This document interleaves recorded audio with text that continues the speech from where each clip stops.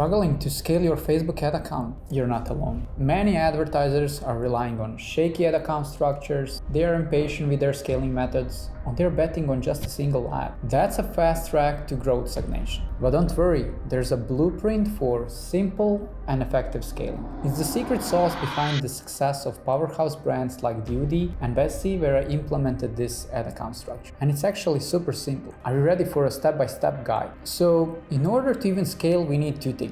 Number one, we need a good trend of results under the KPI. For example, 3 consistent days with a healthy MER and a healthy ROI. And 2, at least 2-3 winning creatives, meaning the ads that are generating significant number of sales under the target CPM.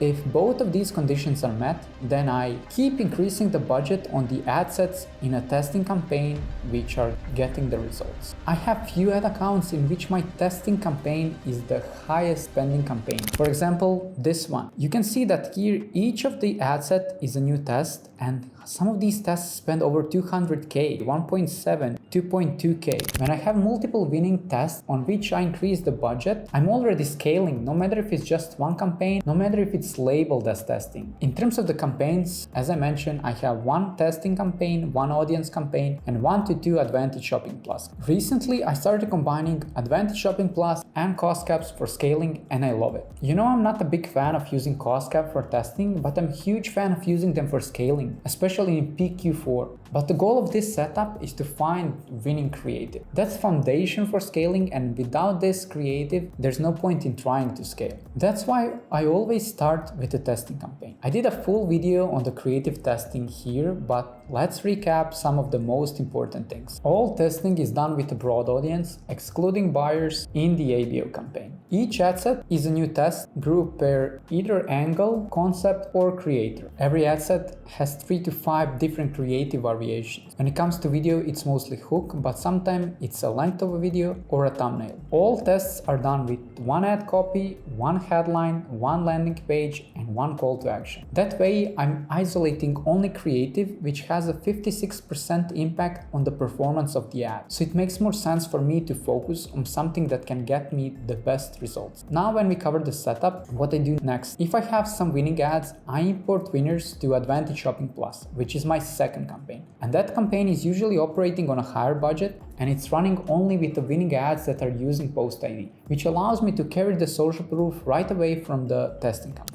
For example, this Advantage Shopping Plus with a cost cap spent over 700k. Currently, it's operating on 7k budget just because I decreased the budget after Black Friday. But usually during Black Friday, this campaign was at 70k. I was comfortably setting a higher budget with a cost cap that would spend more if there's opportunity to spend. Obviously, not every day that campaign spends 70k, but usually it spends more during the weekends. On the other side, even if it gets results with a higher CPA than my cost cap, there's a low chance that performance would be that bad because the ads I imported here are only winning ads. So I did not import random ads, I did not import testing ads, only proven winning ads. Meaning every time that one ad from testing is getting traction and it is recognized in my eyes as a winner, I import it to Advantage Shopping Plus. That way, Advantage Shopping Plus is always being refreshed with the new winners, and I let each ad run at least 3 to 5 days before evaluate. But here are some main important things that you should know about Advantage Shopping Plus. Limit budget for buyers if your goal is to reach new customers. That means setting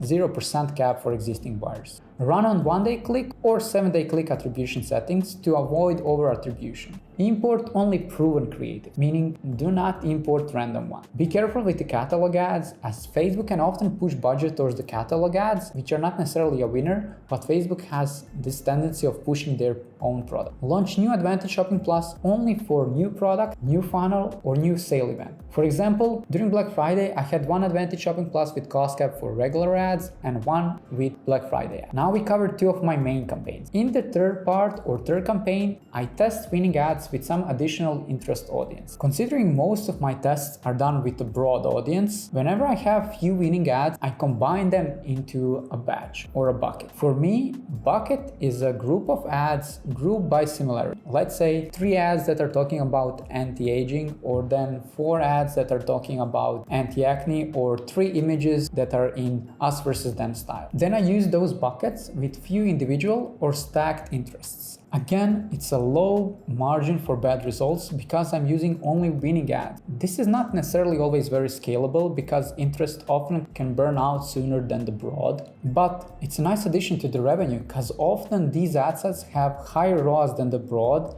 and then you're able to squeeze a bit extra from those winning ads. This way you're just amplifying winning ads. For some of the clients, I have some additional campaigns. For example, when I'm testing different funnels for a client that doesn't have ability to test those funnels in a backend in a split test. For example, then I would have one for personal story advertorial, one for breaking news advertorial, one for listicle advertorial. It doesn't have impact on the performance, but it's just easier for me to track the CPM, click rates, AOV, and conversion rate based on funnel when they are separated that way. For some of the clothing, jewelry, or shoe brands, I often have a campaign for catalog-only ads, as they tend to perform pretty well for the products that are self-explanatory. And Facebook can often push the budget towards them, and when people are just swiping, they tend to get good results. And as Facebook likes to push them, I like to isolate them and not running them in my regular campaign. As you can see, the foundation for scaling is 90% based on a winning ad or creative. That's why creative testing campaign is the most important creative, and it allows you to actually scale no matter if it's labeled as testing. That should be your biggest takeaway from this video. So in case you're spending at least $50K a month on Facebook ads and need help scaling your ecom, book a call with me below and let's introduce this structure in your ad. If on the other side you're not on that level yet, but you're interested in more free insight like this, just like and subscribe for more additional content like this. Cheers!